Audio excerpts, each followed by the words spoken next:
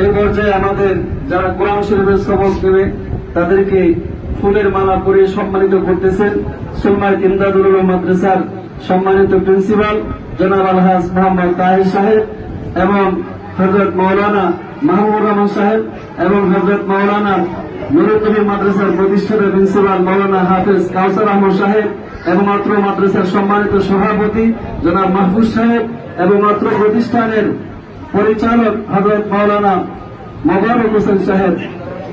আল্লাহ তাআলা ওনার এই মেহনতকে আল্লাহ তাআলা কবুল করে।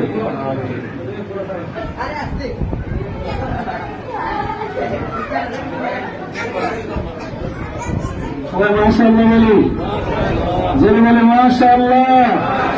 আল্লাহ তাআলা এই ছেলেদেরকে আল্লাহ তাআলা কবুল করেন। আজকে কোরআনের সবক দিলে তাদেরকে যেন আল্লাহ তাআলা হাফেজ হওয়ার তৌফিক দান করেন। সবাই আমিন।